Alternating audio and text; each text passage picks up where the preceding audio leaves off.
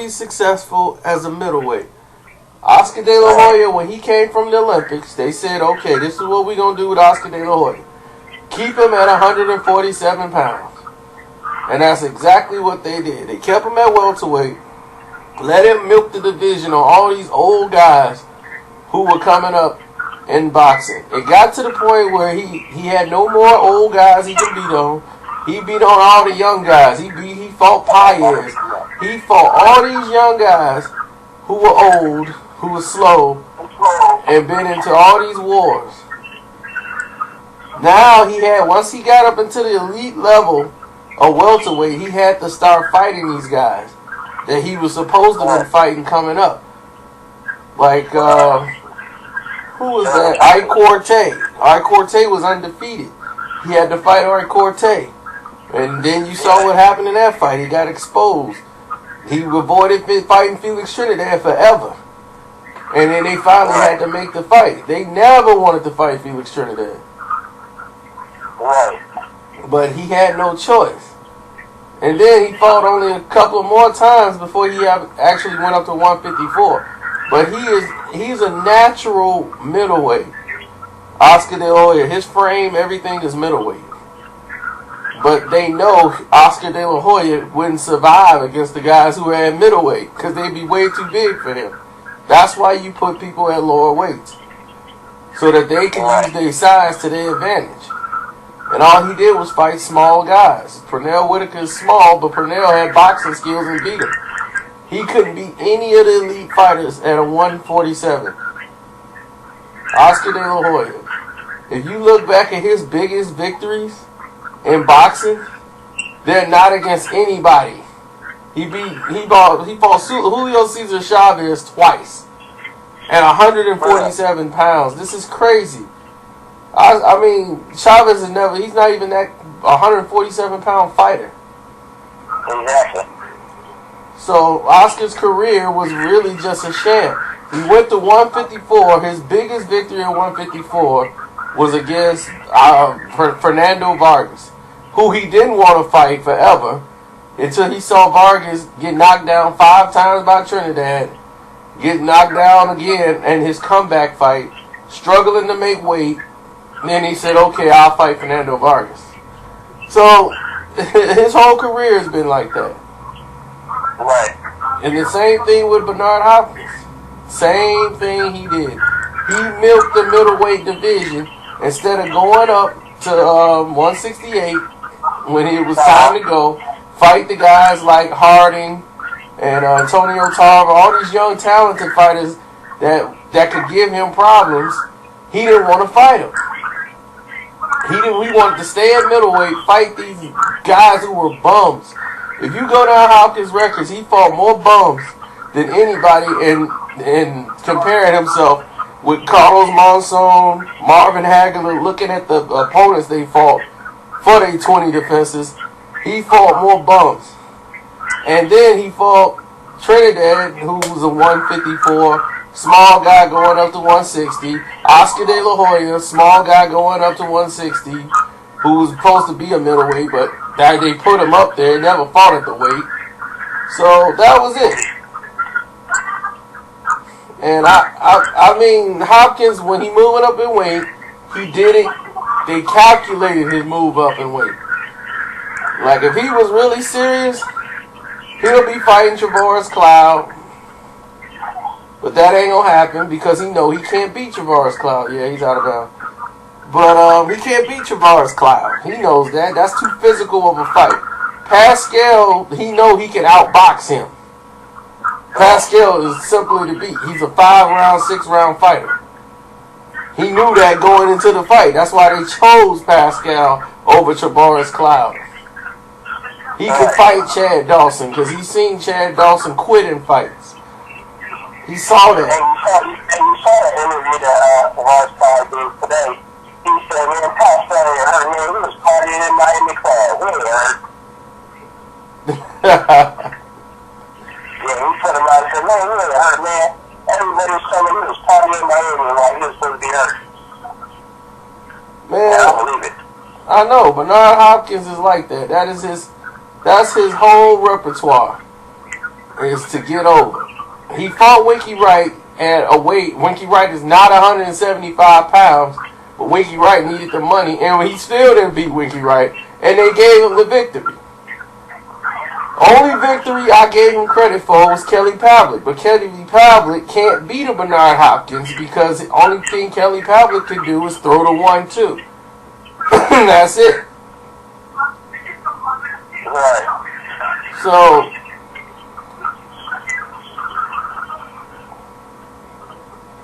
that's just it. I mean, basically, the way I look at it, Hopkins' career has just been a farce to me. All this legend. He fought Antonio Tarver, who he avoided. All when Tarver was the champion, he had beat Roy Jones for the they had the rematch or whatever. He beat Roy Jones. He could have fought him then. He didn't want to fight him. He waited. I told you he was at 160. He was the champion. He could have stepped up. He fought Jermaine Taylor, the only middleweight he has fought in his career that was young, his size, and was undefeated. He had never fought anybody like that at middleweight. And then he lost to Jermaine Taylor. And then he lost to him again, and I was at that second fight, and he was right then, he wasn't even thinking about that fight. He was planning to fight Tarver. Tarver was there because they was filming Rocky. And Tarver was every bit of 220-something pounds that he put on to play that Mason guy. And Oscar Delahoya and Bernard Hopkins, they're sitting there talking about, we got to get this fight now. We got to make this fight happen. You got to make that move up and go for it at 175. They making this whole deal for him to jump up and wait and go to 175 and fight. Because they already know Tarver cutting all that weight. Tarver had to cut like over 200 plus pounds to make 175, and when he fought, he was a dead man in the ring. And then they walk around, but nah, Hopkins, the legend. I'm like, I don't fall for that. You ain't no legend. When Jermaine Taylor beat, when Jermaine was on top of the game and he beat Bernard Hopkins, right, twice. After he beat him that second time while he was in the game, how do you think we would have fared if he would have faced Sergio Martinez? The Sergio Martinez, we see that. Sergio Martinez? Against who? Sergio against who? Jermaine Taylor? Yeah. That'd be hard. That's a hard fight for Sergio Martinez. I think Jermaine Taylor would have beat him. Oh, wow. Yeah, I think Jermaine Taylor would have beat him. Because the problem was, things like that, like Kelly Pavlik, Jermaine Taylor, the thing about Jermaine Taylor is that he gasses out. And Martinez would have had to sustain that, but he did use his jab back then. Jermaine Taylor had a great jab, and people forget, he dominated most of these fighters. He dominated Carl Froch. He dropped Froch. Froch just got him in the last round. But he was clearly winning the fight. He was winning the fight against Kelly Pavlik. So he got the power and what's not. His problem is he does not know how to pace himself in a fight. And that's what cost him. He would gas out and then he would get sloppy and get caught. Right. Did you hear Andre Wheeler was saying in the interview on Washington the other day? He was basically saying, look, man, I don't really basically just beat everybody at 168. By another couple of fights, I'm just going to go ahead and make that jump. So, that was on HBO. They got that from HBO. He was on that Jim Lampley show, and he said that they had him on the show. Right, but just when I'm saying on the boxing, this is before he won Jim Lampley. Yeah, but my man Ryan, we put it. I heard it. This was last week for the radio show. But yeah, one more fight against every other big name that could really just draw for people who would be Kelly Pavlik. But see, they doing it the right way. But see, that's what you do. He was not ready to be at 175 at that time. when he started his career, he shouldn't have been there. He should have started at 168. That's what you do. Now he's been at this weight class for a while.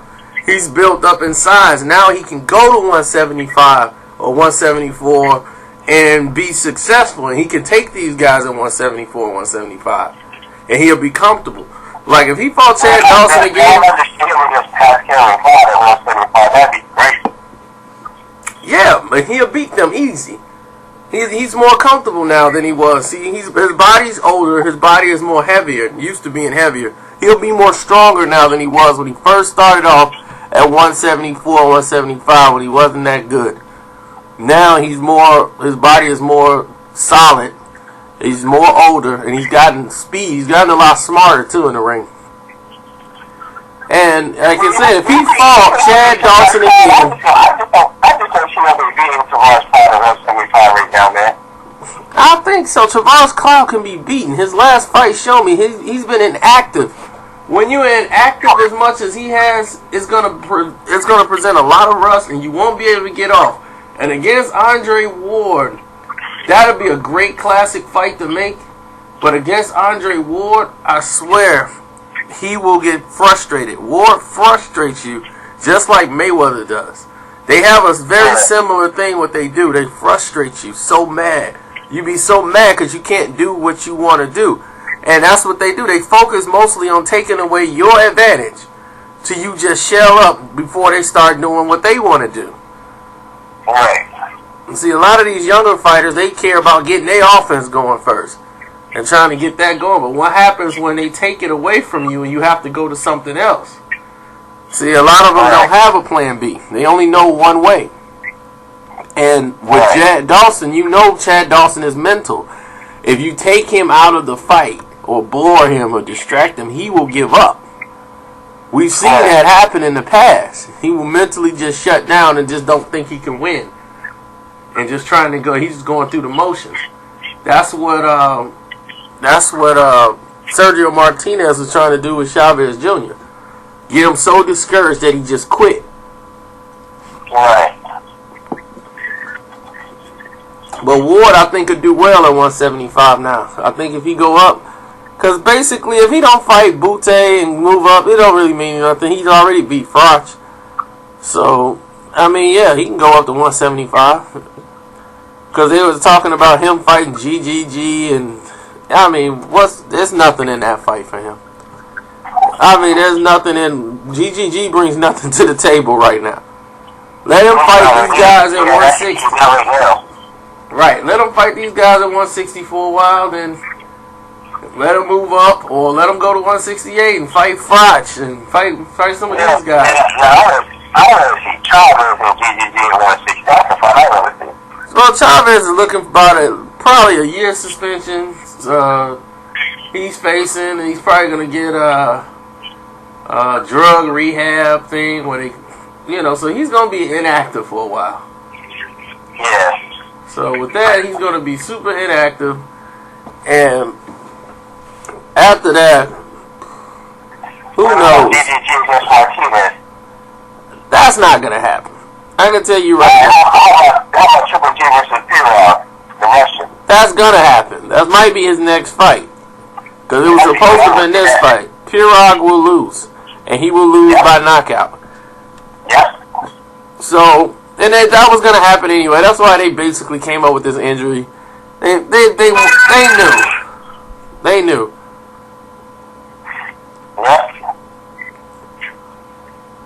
So, all this Bernard Hopkins is my idol, all that craziness. I didn't even want to be bothered with all that.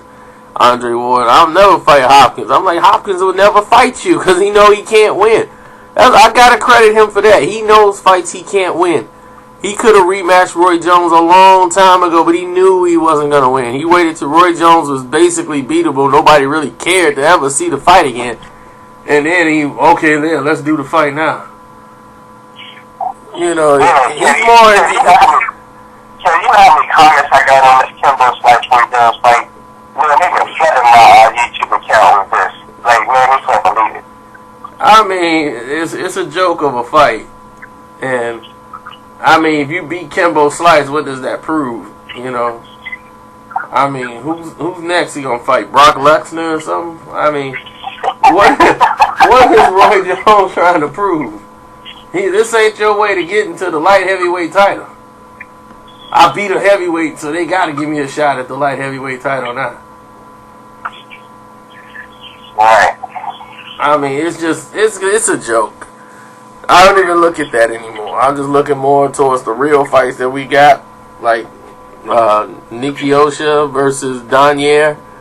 That fight, right. I'm looking at Rios and Alvarado. You know, I'm looking at... Yeah, I can tell you about Alvarado. Man, that fight went very last minute. 6 rounds at the most, man. I think Brandon gonna do it because Brandon is better defensively when he throws his punches. He don't get a lot of credit for the defense he does in there. He don't really get hit flush.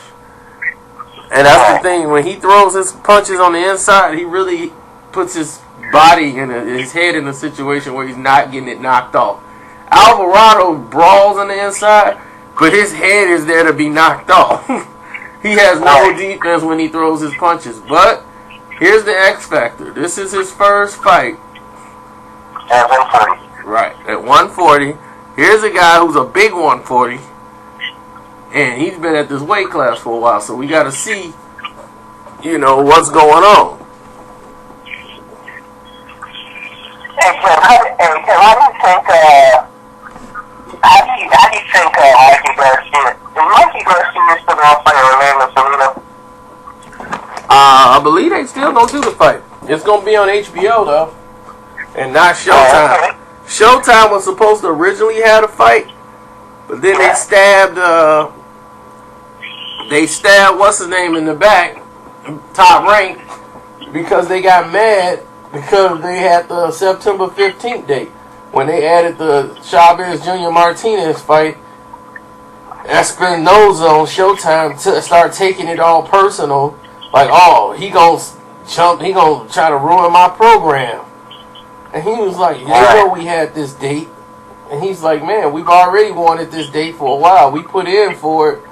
They put in for it the same time, almost the same time as Golden Boy. Golden Boy beat him by like a couple of days, like 7 days. But it was done like months ago in advance.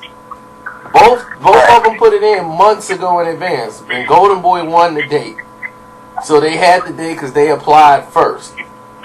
But they still wanted the date. And they thought that fight was big enough for pay-per-view. Now, if they'd have had the fight between Canelo and Paul Williams or somebody, or Victor Ortiz, now you got a problem. Like, that fight would have been moved, without a doubt. But once they lost, Victor Ortiz lost, that was it. They were going to keep the date. So there's no problem for Espinoza to even do this. And the thing is, he did this to Todd DeBuff. DeBuff put in the notion, like he did, put in the email that, you know, all the information was in play. All of a sudden, they turned down the fight. Out the blue, they just say, oh, we turned down the fight at this time, and we're moving with this and that. And they was like, oh, wow. You know, and then they didn't return back any information. So they like, look, we need an answer. They didn't even reply. No reply means no. So they like, well, we didn't say no. You didn't reply. They got a deadline. They got to try to make this fight happen. So they end up making it on. It's going to be on HBO. It's still going to happen. I forgot which date it is, but it's going to happen on HBO. But Espinoza used to work for Golden Boy Promotions.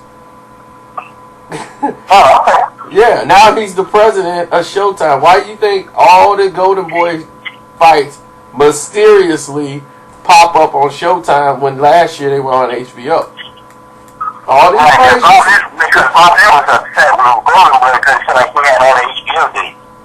Well, no, that's done. Ross Greenberg is gone. They had a deal, what they call distribution deal. Forgot the word they call it. But they had the deal with HBO. That expired. And then they got Greenberg out of there. So Golden Boy's free to negotiate with anybody they want now. They can go. They can negotiate with HBO. They can negotiate with Showtime. They can do anything they want. When before they had to deal with the what they called a lot. I believe that's what it is, a lot deal with HBO. Now that their deal is expired, now you've seen what develops. Now that the deal is expired, he can go. Golden Boy can negotiate with anybody, but they're gonna deal with Espinosa because that's their buddy. You know, he was their in-house buddy. So now he's the president of sports over at Showtime.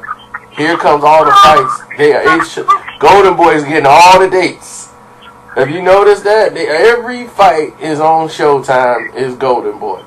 You haven't seen the top rank anything over there anymore. It's all Golden Boy, and it's all the time. Because the guy that was running, HBO Showtime is now the president of HBO. He's over there now. Right. And Espinosa is now running everything over in Showtime. So there you have it. HBO has switched, and they're just working with people they got good relationships with. Right. And basically they're saying we'll screw Bob Aaron them over for you guys anytime. Right. Because they wet his beak. Boxing hasn't changed at all, buddy. It is nothing but Boardwalk Empire. The show I watch every Sunday. And I'm not missing an episode.